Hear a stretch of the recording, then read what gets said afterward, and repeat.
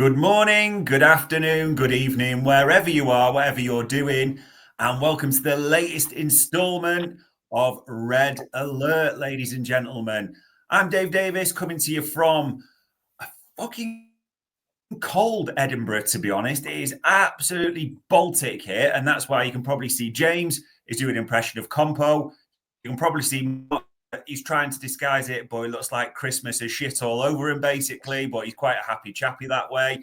And we are here to bring you all the latest from December coming up. But Back to the Future, Marty McFly style, we will recap on everything November-wise. And we'll get them straight into it, ladies and gents, and see how they sum it up, see how they think about it. This is going to be tough for you, Mark. One word, November. Perfect. Jamesy. Mesmerizing. Oh, I'm going to go with erotic. It was absolutely erotic. November was. It was unbelievable. I mean, let's be honest, people. If you're a Liverpool fan and you aren't sort of bouncing off your nut right now at everything that's going on, these types of things are probably not the right thing for you. Probably football isn't either, to be honest. There is so much to like about the Reds. And I mean, we've got a few adjectives there, Mark. I think it's adjectives. Probably my English teacher isn't listening anymore, so who gives a damn? But overall thoughts in more than one word, I'll give you this time on November. Talk to me. I mean, what can you say about a month like that? It was so good. I mean, so good that it's hard to sum it all up because it was that kind of perfect. I mean, I think you'd have to kind of break it down game by game to understand how we built and got to where we were, you know, and how the feeling has changed from a team that was maybe overachieving, or so some would say, or hadn't faced enough tests and all those sort of things, to a team now that if you go on any social media, people are calling them the best team in the world. And there's no way to argue against it as we sit here today, you know, 19 games into the season. That kind of build-up begins for me in the Brighton game. I think it's a great kind of setup for the month that was to come, because we had a pretty poor first half against Brighton. The atmosphere had been fairly low-key all season. We hadn't quite broken into, you know, the famous sort of afternoons and nights that you get at Anfield. And that second half in Brighton, it really exploded for me. The atmosphere went up. The feeling in the ground went up. The kind of intensity of the game went up. We ended up getting the equaliser. Obviously, we're 1-0 down first half. We ended up getting the equaliser with that kind of Gakpo cross that Nunes either cleverly or mistakenly leaves that flies into the back post. And it really went up a level just right from that minute. And the next goal comes not long after. Salah cuts inside and launches one at the top corner in like classic Mo Salah style. And I was left kind of feeling after that not only were we like a team that could control, could score, clearly with a couple of the best defenders in the world, it felt like we had that little X factor thing. You know, it felt like the little bit of heart that's needed to come from beyond and, you know, find these moments and somehow get over the line. We really kind of cemented that for me in that Brighton game. I think that was a significant game. You know, you don't always know them when they come, but I think looking back at it, Brighton are a really strong team, you know, and not easily turned over. And to be losing to them, whatever it was, 60, 70 minutes into the game, turn it around, 2 great goals, holding out. I think that, you know, if the season goes the way we hope it's going to be, I think that's one of those we'll maybe look back on. We go off to Leverkusen next to play, you know, the German champions. Could have been a really difficult game. I mean, the score is 4-0 and looks very comfortable. We actually didn't get our first goal until I think around like 60, 65 minutes. But we end up swatting them aside. In fact, that kind of second half Reds thing is it's becoming a bit of a theme, really. If you look at Brighton game was 1, that game's a clear second. I think the Villa game is the only one in the whole month we were winning at half time.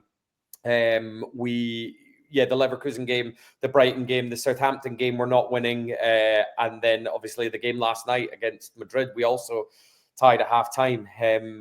So yeah, we swatted them aside in the end with absolute quality. Leverkusen, the Jones through ball for Diaz, if you remember, it was just proper like eye of the needle, line breaking ball, the highest quality. I mean, if it was Coutinho at his prime or someone like that, you wouldn't have been surprised.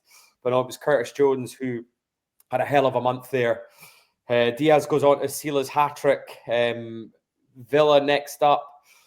We had we kicked that one off pretty well. One of the few games we have kind of taken the lead and gone with early. That Salah run, if you remember, where he's fouled and the now disgraced referee calls play on, and Nunes with a brilliant finish around the keeper slams it in. And then obviously the Salah one to seal it.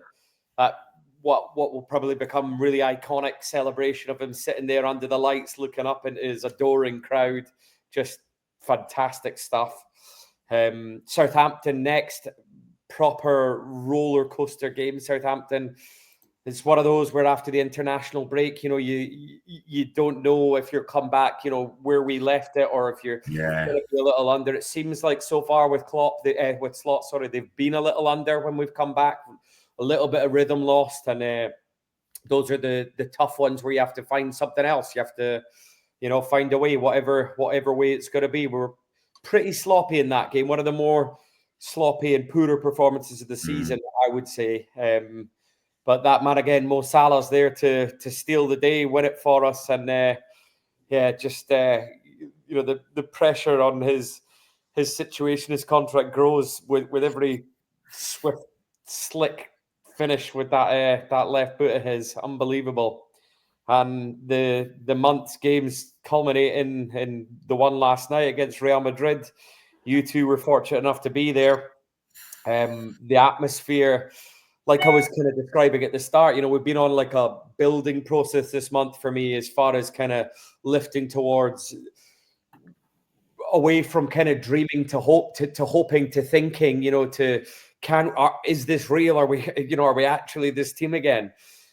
We found ourselves in a position of as high as we ever found ourselves under the Klopp regime, where everything seems possible. Everything seems possible, and some of it even seems probable.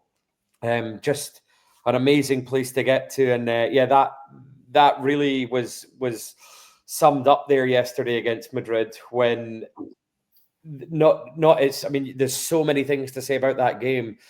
The atmosphere was ridiculous. I mean, ridiculous for a game that didn't mean that much on paper, other than the fact we've had trouble against them in the past. We're already sitting so pretty in that league with the harder games behind us. For the atmosphere to reach that level, I think that is because of the month we've had, and the momentum that the crowd feel. They know what is happening here, how possible this kind of magic is. And these big ones, when you win them, they elevate you to another level. They really do. I was thinking before the game, maybe we should rest people. Maybe the game on Sunday is so big that, you shouldn't. And now after the fact, I kind of see my error there, and the value of what it is to win such an enormous game, especially against Real Madrid, the biggest team in the world, really. And we didn't just beat them, we demolished them. I mean, we outfought them, we out-qualityed them. I thought, in particular, you look at guys like Jones, Kelleher, and Bradley, guys like coming into the season that they just simply wouldn't have been on your mind for that game. In fact, if you had known they were going to play in that fixture, you might have worried about their performance up against, the world's greatest players, and they blew them away. I mean, the tackle obviously from Bradley really sums up his night, as well as the fact he had a role in the McAllister goal. He had a headed chance he nearly put in himself. I mean, just a rock and roll performance from him. He was, I think, since that original game against Chelsea when he first broke through, a few of us have watched him be a little erratic from time to time, and maybe questioned if that was more flash in the pan than the level we're going to see. And I think he really went some way last night to kind of, putting that back down our throats. I think that was a really big one for him. It's a shame it looks like it's ended with injury for him, but nonetheless, that's, it's one of those you never forget. I remember kind of early in Trent's days when, he found himself up against the likes of Messi and stuff. Yeah. And I think you really find a level of yourself there, and I think it's like a little thing you can lean on later in your career. You've done that. You've played against the best. You're Kylian Mbappe is as tough an opponent as you will ever face in your career, and he just dealt with it no problem. Kelleher, obviously, so reliable. I think I've bleated on enough about the month, so I'll pass it over to you guys. But I mean, we just find ourselves in dreamland, don't we?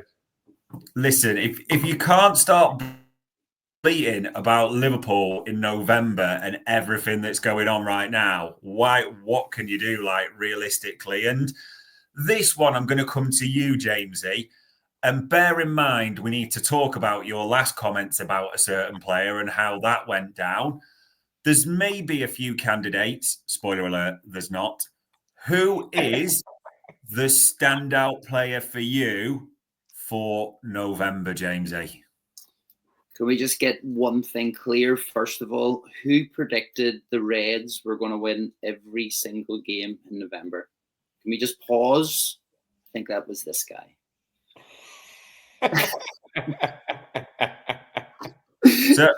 So anyway, James, the standout player in November, who are you going for? The standout player in November is Mo Salah. There's only one. It's just how he has just burst into life. He takes the game and he just grabs it up by the scruff of the neck.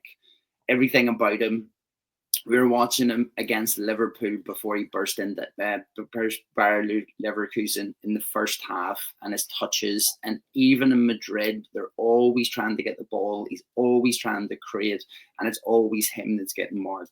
I mean, he's absolutely phenomenal in everything he does. And maybe I've got an apology to give.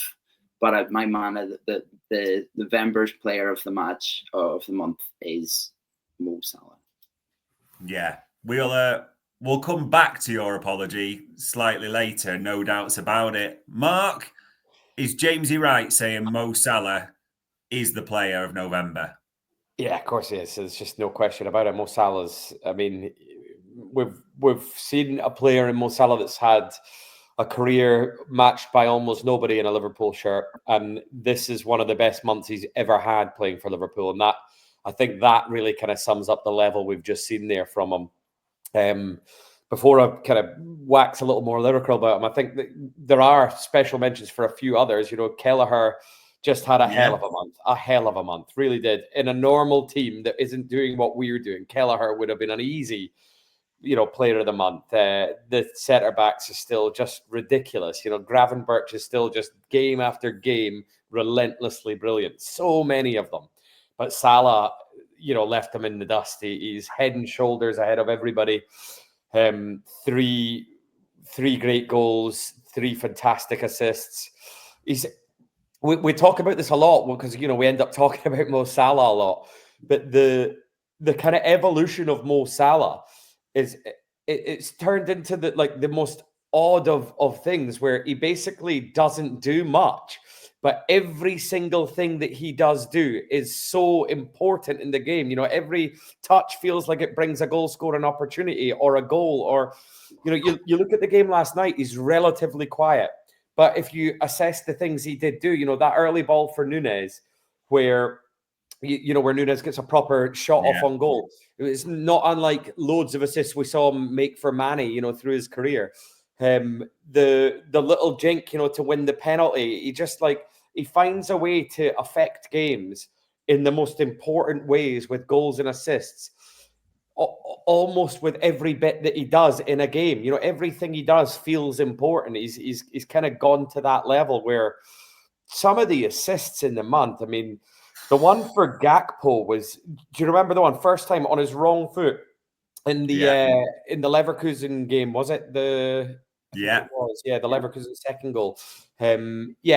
First time right footed across the kind of between defense and goalkeeper. It's ridiculous. I mean, ridiculous. He played, just so many.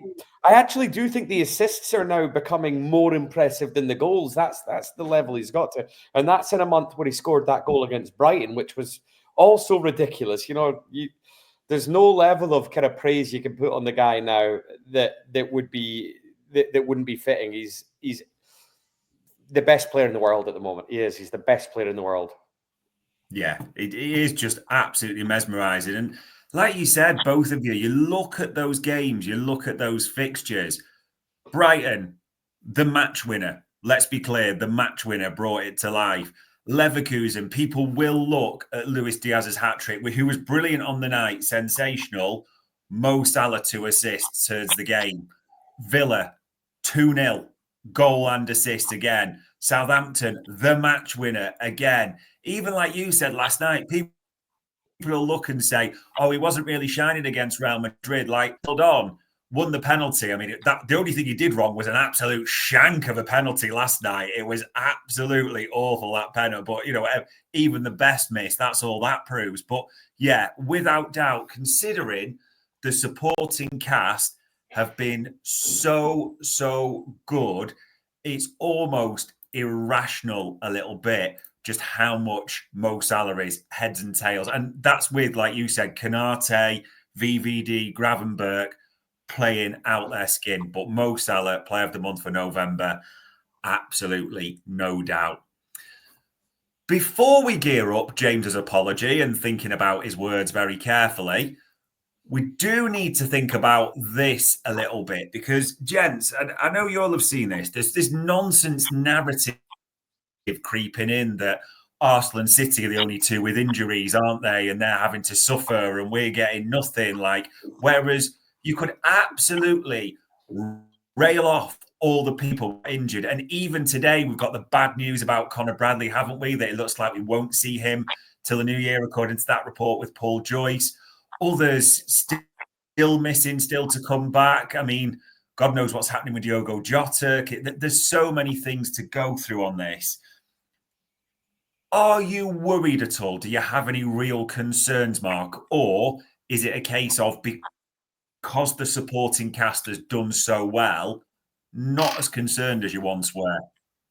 Yeah, the supporting cast have definitely, like we just kind of touched on in the Madrid game, you're watching guys like Kelleher and Bradley and Jones have these incredible displays, really incredible. We have shown ourselves to have a pretty thick squad. We've dealt with our injuries much better than our main rivals.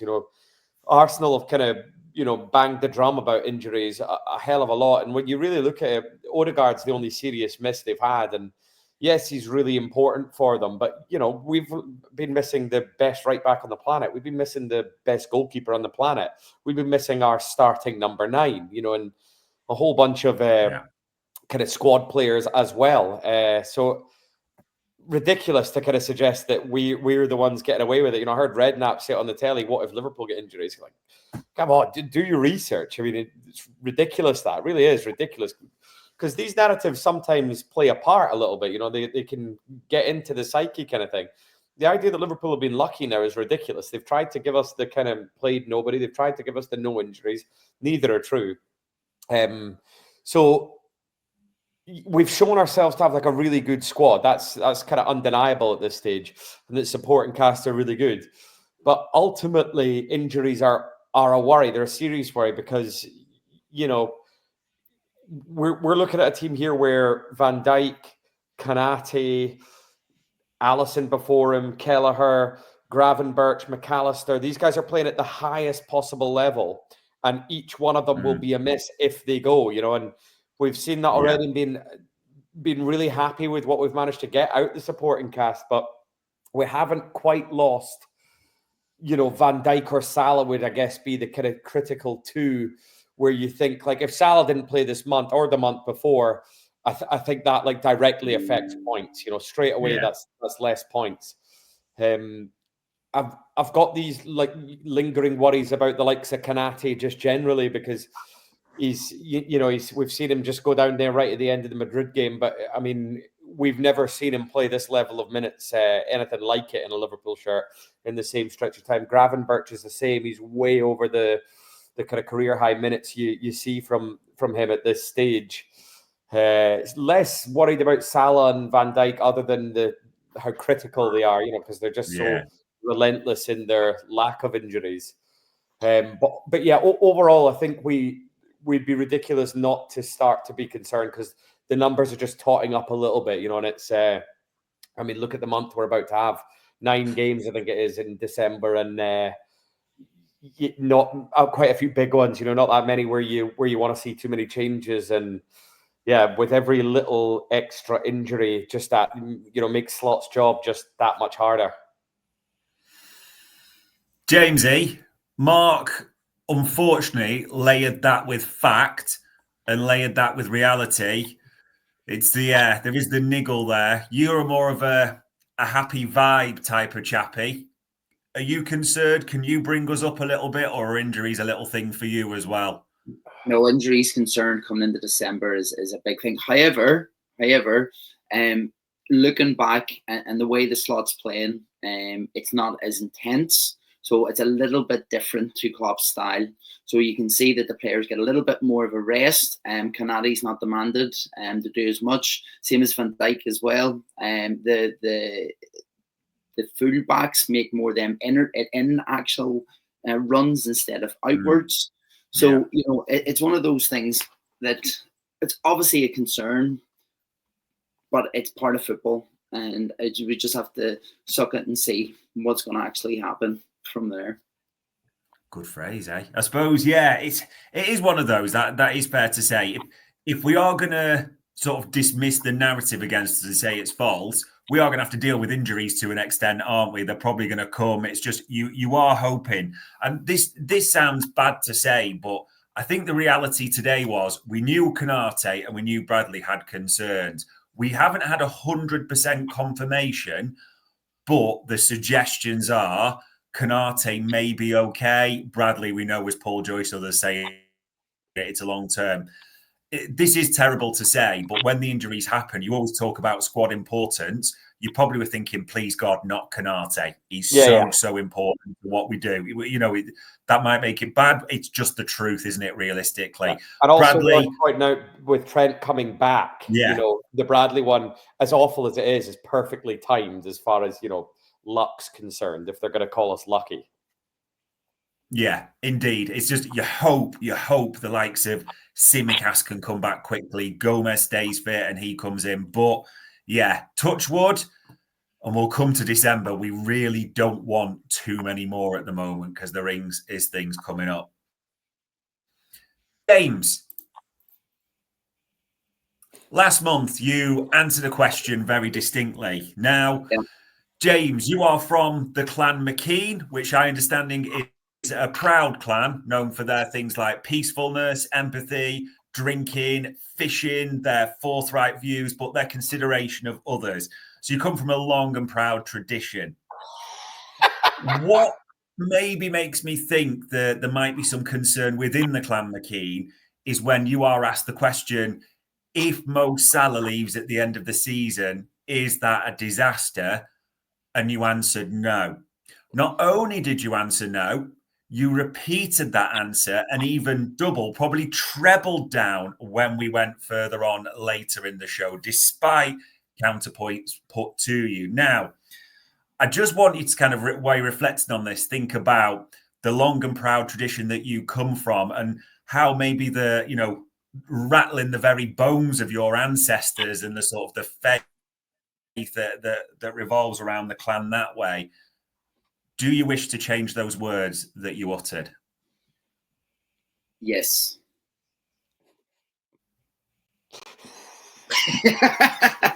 Go on then. I guess it will be a disaster because we can see how much he brings to the team. And how do you replace Mo Salah? And if you've got an opportunity to keep him, you just have to throw the kitchen sink. That's it. Dave, I don't know about you. That all sounds very familiar, what he just said there. It sounds very much like what we said to him last week. Hang on 1 second, right? I quote last month, Mark, what you said was about Kelleher You basically said that we're going to see a mistake, and this is why Alisson needs to be in nets. Have you seen a mistake in November by Gallagher? That's false quote. Didn't say that. What did you say? I did not say we're going to get a mistake from Kelleher. Yes, Kelleher is inferior to Alisson. You did. You actually did say that. You did. Prove it. Right. We will. I want that clip. We will. I will. It's made up. Made up. He's turning attentions elsewhere. And also, if I said a mistake would come from Kelleher, that is nowhere near as significant a poor statement as what you said about Salah. Yours is unforgivable. Mine would just be a mistake. Yeah, I think that's a fair analogy. That there really is no defense for what you said, is there? Well, there is defense because as a football team, I don't care. As a football team, as if Mo Salah leaves because we've offered him everything and he wants to go, yes, is it a disaster? I.e., how do you replace him? Before Liverpool football team, i.e., when Coutinho left, we thought it was a disaster. What happened? Is that a fair point? There is merit in that, I suppose. Okay. Yeah, absolutely. It can be a disaster, but if he wants something we cannot offer him, then there's little we can do. As Damo rightly points to really ram the point home on James, you never want to be on the same side of an argument as Troy Deeney. Yeah. So Troy McKinney. Troy McKinney, and maybe the clan will be looking for a new member for fishing and various bits. But there we go. So, gentlemen, we turn to December. I'm going to ask you a bit of a different question, but the same way I started. You know the docket for December. Mark, one word to describe December's fixtures. Fuck. Jamesy. Apprehensive. Okay. Not a bad word, actually. Not too bad. I'm going to go with intense, but not the Pep Linders version, the proper version and all that. So let's have a look here. I mean, people, just if you're watching, just look at this. City on the 1st, big game. Then we go to Newcastle on the 4th. The Derby on the 7th, all within a week. Girona away in the Champions League. Back on the Saturday at home to Fulham. The Carabao away to Southampton on the Wednesday after. Back on Sunday to London and playing Spurs. Then Boxing Day, Leicester at home. And the 29th, West Ham away. Now, there's a lot to consider there, Mark, and a lot to think about. Playing a bit of Arne Slot, what would be your strategy for this a little bit?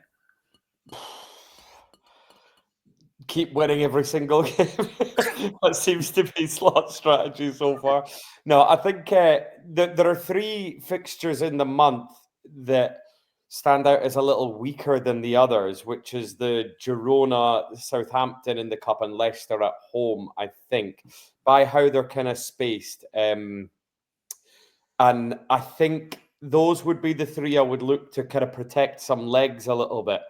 But really speaking, in all of the other ones, we're going to have to be there or thereabouts. Maybe you'll see like a Szoboszlai for a Jones or a Diaz and a Gakpo switching one way or the other. But I wouldn't expect to see too much more than that, assuming, Jota and things don't come back into the fold.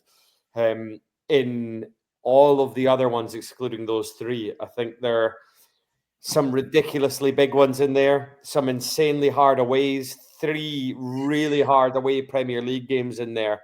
Yeah. In the same month where you're playing Manchester City, the champions. And just the space between the games is so difficult that I don't envy Slot's month at all. I really don't. I mean, if he can somehow keep this kind of ridiculous miracle season going, if we still are sitting here at the end of the month feeling as happy and kind of positive as we are now, then he will have worked miracles here. Jamesy, Are you similar? Are you thinking there's a few that easy is maybe the wrong word, but strategic easier, or where you might see rotation? Is it the same for you? Yeah. Looking at it, even Girona against Liverpool would take a draw, would that rest from there. I think Liverpool against Fulham could potentially be a tough match. So again, it would rest. From Newcastle and Everton, I think that's real two hard matches. I think obviously taking into City into consideration, but City, Newcastle, and then into Everton. Because Everton's like a cup final. It's an unknown. Yeah. That's the way you have to look at it. Yeah. And then the one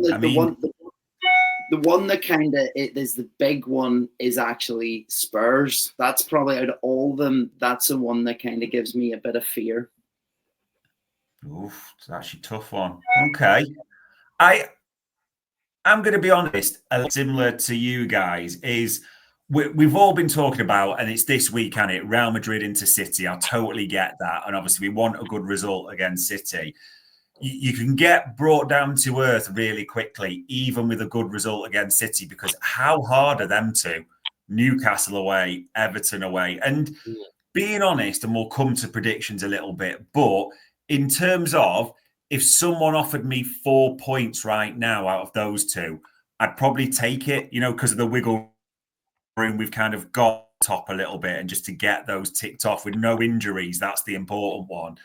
This one, I get what some of you were saying, an easier game. I'm going to be honest, because of where we are in the groups, Girona away, I'm happy right now, lads, if Endo and Tyler Morton are two of the starting midfielders in that one. Genuinely, I'm like Harvey Elliott's in, things like that squad. That for me is like, I suppose I'd call it a breaker. That's where you're looking at full rotation to get all your first teamers rested for that one. And then, as Damo mentioned there about Jayden Danns,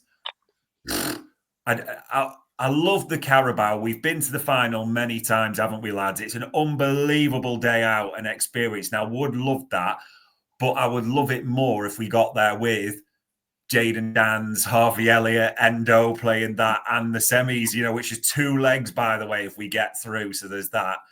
Jamesy, I think you're right with that. That's a tough game as well. There's no two ways about it.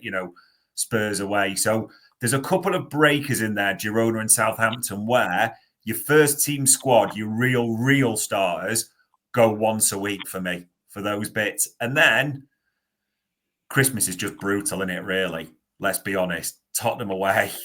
Leicester Boxing Day, maybe an easier fixture. We'll see. Hopefully there's a bit of rotation there. But yeah, absolutely insane. Mark. James.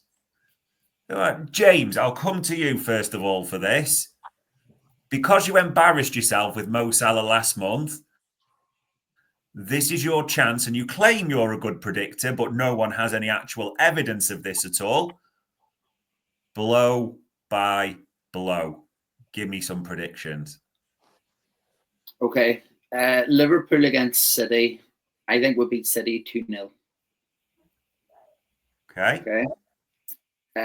Newcastle against Liverpool. I think it's going to be an edgy game. I honestly think we'll get beat by that game. It'll be 1-0. Okay. So win, loss. Everton and Liverpool. I think we draw it. Okay. Win, loss, draw. Okay. Girona, I think we draw. Liverpool against Fulham, I think we draw. Oh, sorry, Liverpool against Fulham, we win. Sorry, I'm waiting. Yep. Southampton against Liverpool, I think we beat them. Spurs against Liverpool, I think we get beat. Leicester against Liverpool, I think we'll win. And then West Ham against Liverpool, I think we'll win as well. Okay.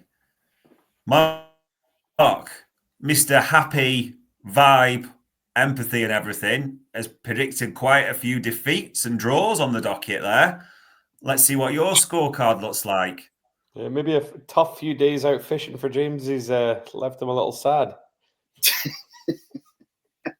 No bites. I'm more positive than that. I think what we're seeing from the Reds is really, really just so strong at the minute. I think logic has to say we will beat Man City this weekend, just based on what we've seen from them and what we've seen from us over the past few weeks. I mean, obviously they can return to form at any time, and it's only a game of football at the end of the day. They could beat you, on any given sort of Sunday.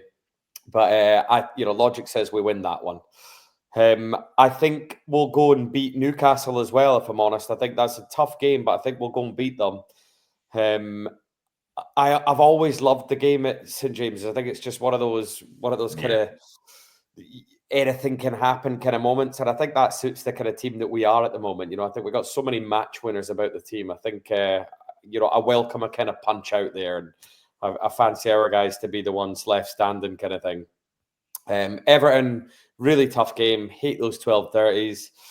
I think I'd have to go a draw in that one, if I'm honest, because we're on such a tough run. The guys will be coming off, basically the Madrid game, the City game, the Newcastle game, just back to back to back, where all the first teamers kind of have to play. And I think that's the one where it maybe tells a little, and we end up just looking a little more kind of lackluster than you'd hope.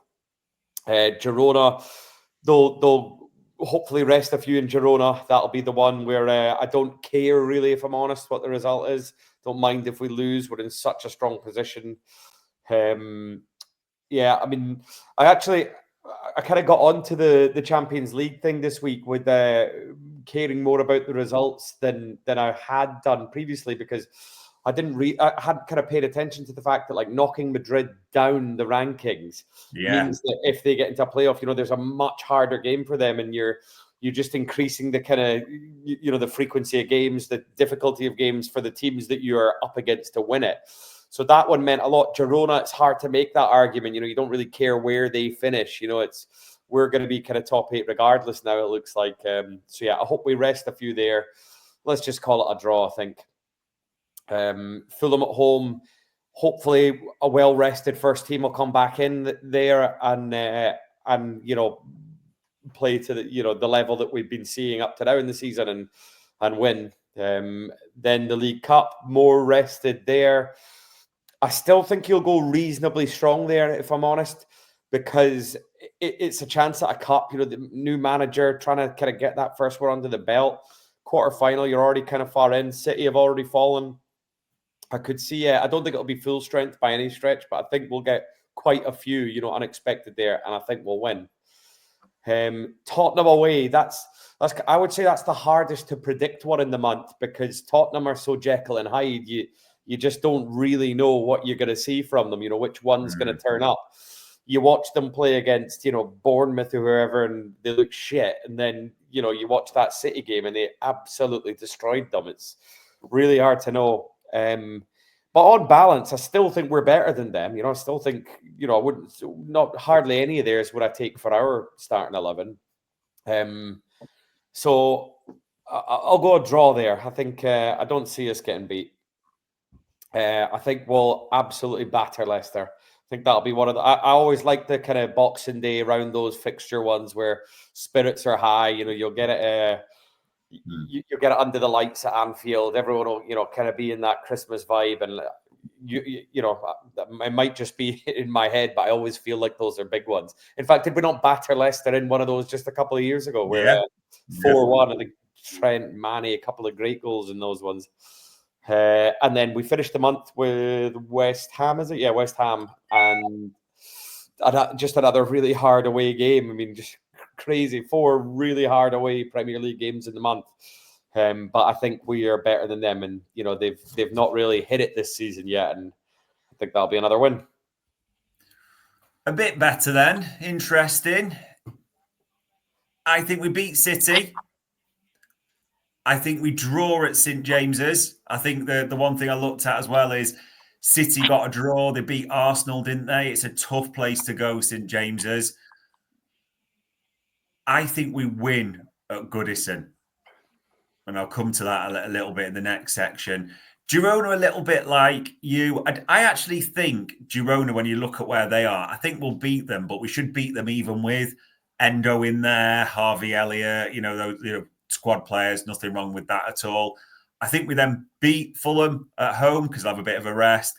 Southampton, again, I think we'll beat Southampton. We made them look good because of internationals and the way everything had worked out. Well, they're not a particularly great team, and even I'm not saying reserves is too harsh, but our second string should beat Southampton. Tottenham away, I'm going draw with that one. That's the one I think, draw. And I think, I could be wrong, but I'm going to go, we finish the festive period strongly. We beat Leicester and we've got a good record at that Olympic Stadium as well. So I am going to go that we beat West Ham, which overall is not a bad Christmas period if it comes to fruition. If James's comes to fruition, it's the nightmare before Christmas, literally. And the Clan McKean will have some serious, serious questions to answer. I mean, out of all these, Mark, just one name, one team, most nervous about. Oh.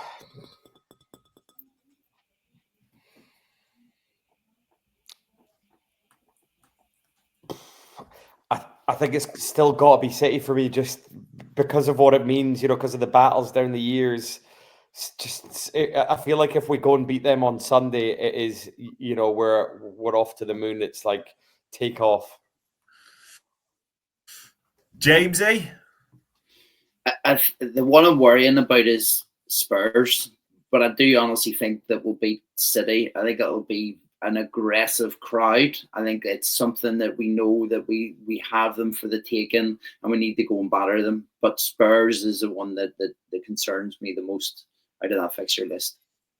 Yeah, that's fair enough. For me, weirdly enough, I did swither with City, but I don't know why, and I don't want this to be famous last words. I've got, everything suggests on paper one way.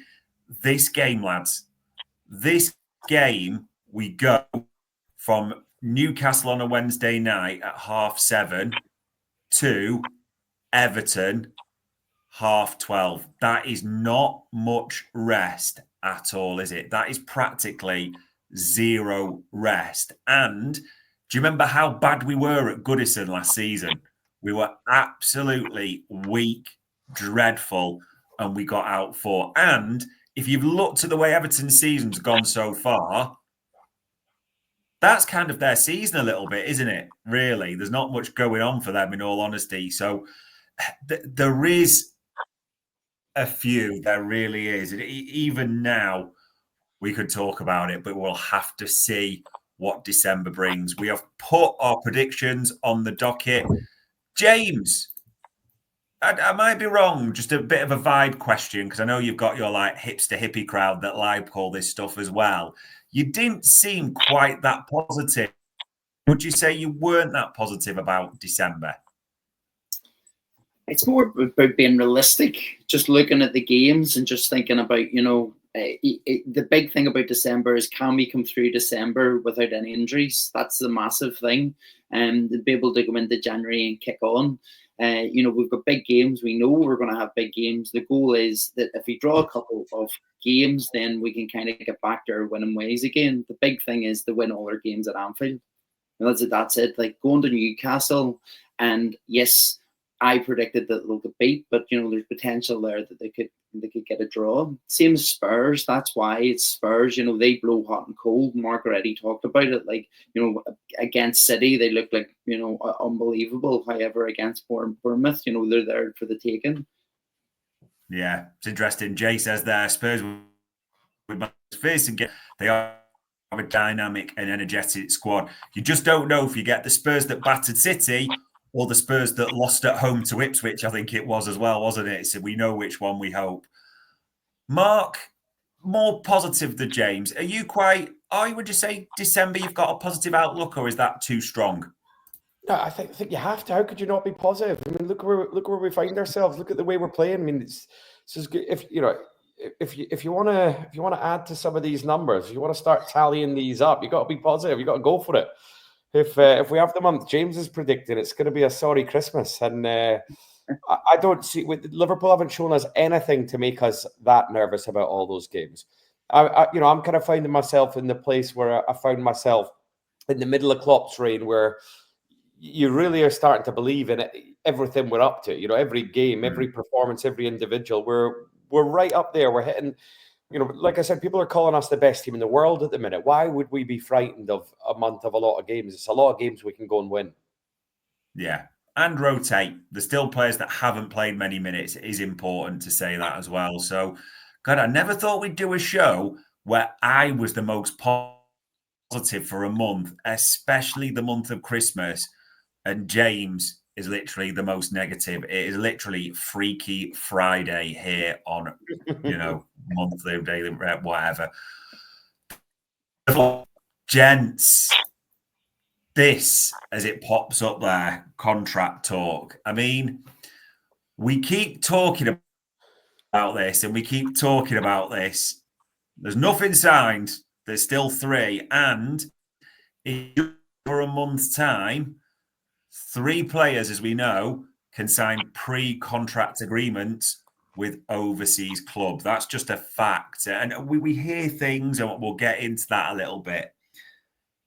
Are you any more positive about this? And tell me you are, James, because you have been the uber positive one about these 3 contracts.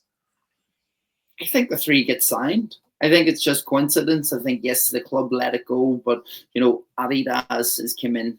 We know Salah and Trent as Adidas athletes. There's going to be a bit of stick in there.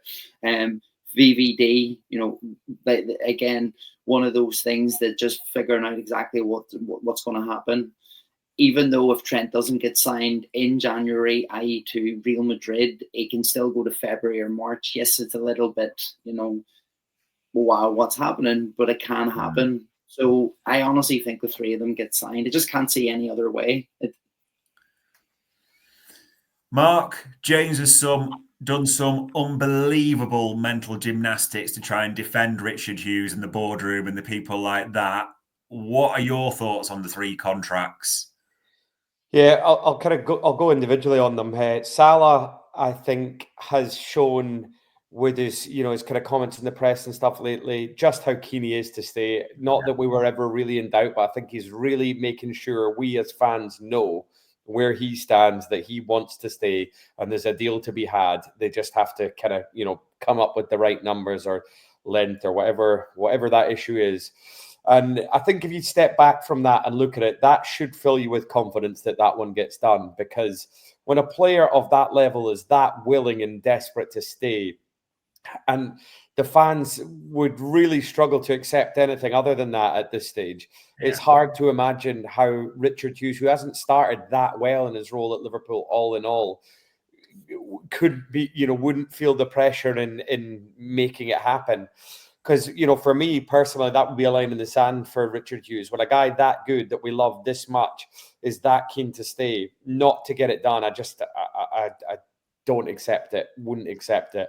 So, kind of confidence level, I know you hate when I put percentages on things, but I'm somewhere around 75% on Mo. I think his keenness to get it done means that it just has to. It has to. With Van Dijk, I'm all the way up at 100%. There's rumours that it's already done. It's already signed. I actually believe those. I think we are that close to that. I think the Salah one, the Van Dijk one, is imminent. I think we're going to hear that one soon. It's the one that has seemed to have the least obstacles all the way through, kind of as far as the rumors go. There's never been any major doubt, I think about that one. And, he's playing at the most ridiculous level, similar to Salah. It would be insane not to renew that guy. I find myself certain that one's getting done. The Trent one, which has always been the one right back to the first time we ever talked about it on Red Alert, has been the one that's concerned me for the same reason that it still concerns me, which is his situation is different than the other 2 because of his age. I really don't believe the club wouldn't have been trying for an extended period now to get him signed up. And the fact that he hasn't tells you everything you need to know about it. He is choosing not to sign the deal. we'll never know the ins and outs of, where he is, how far out he is, if he's testing the water and just really wants to see how high Liverpool will go. You just don't know. You can make up loads of scenarios on it, but ultimately the facts tell you he hasn't signed a deal when they've been in talks probably for maybe 18 months now about a deal and not managed to get him to sign one. His buddy Bellingham there, I think in his ear, Madrid clearly are trying for him. I think his head has been turned, and I would honestly say I'm as low as like 20% on Trent. I think he's gone. James, do you think in January that he's going to be in negotiations with Madrid? I think he already is. Yeah, I think he already knows what's on offer there. And that means that he loses his legacy of Liverpool. That's what happens. It's a matter of opinion, that isn't it? I heard him in an interview recently where someone put it to him, I thought you wanted to be Liverpool captain.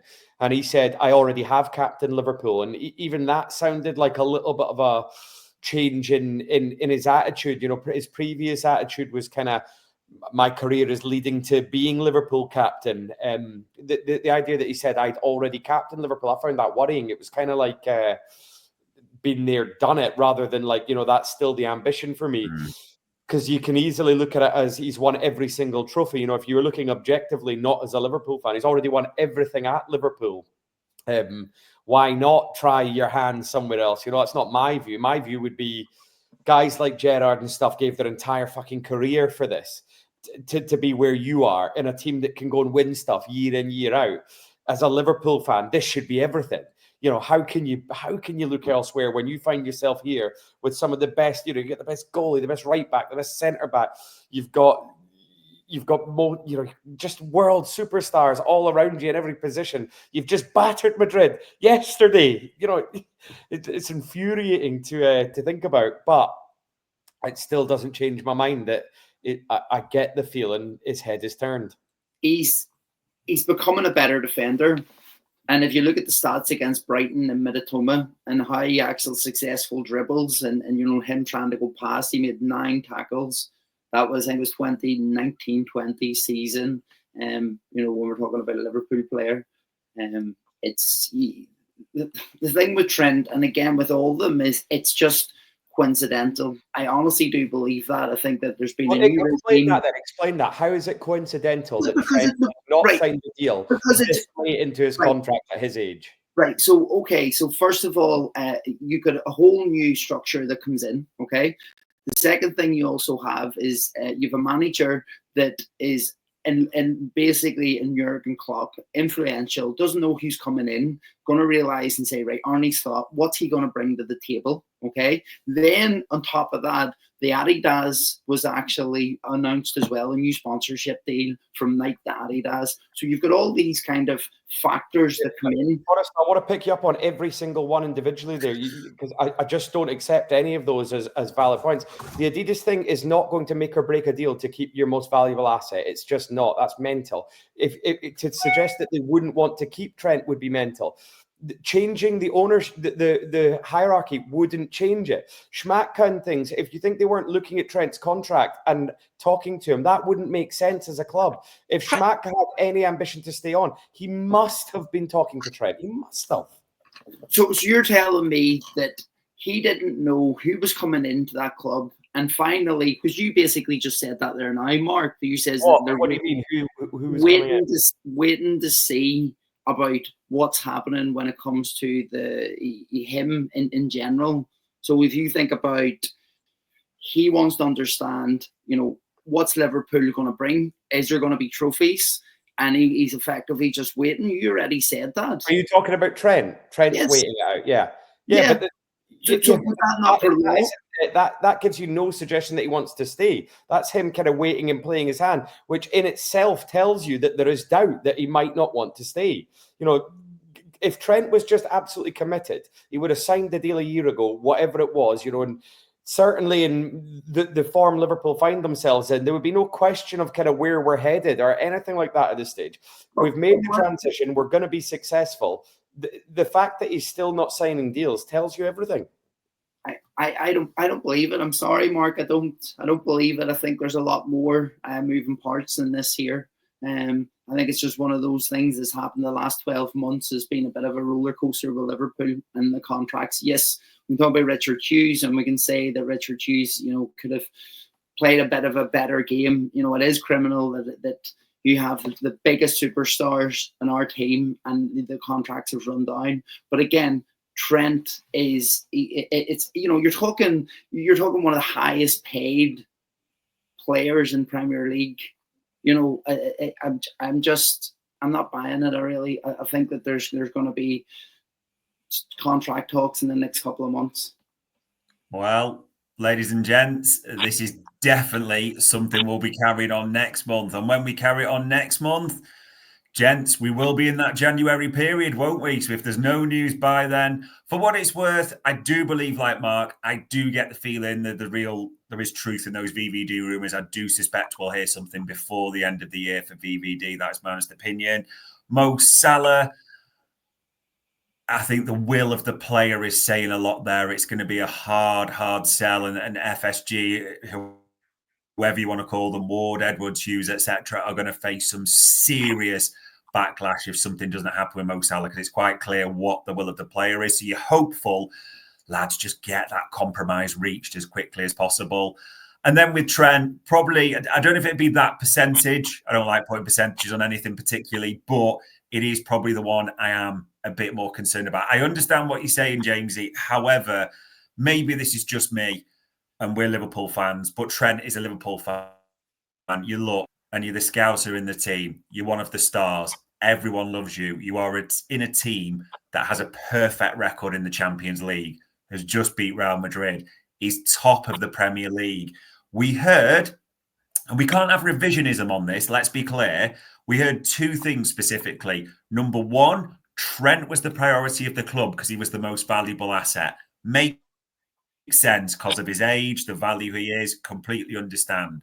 The second thing we heard was that Trent was waiting to see what's going to happen, how it all beds in, a bit like the others as well.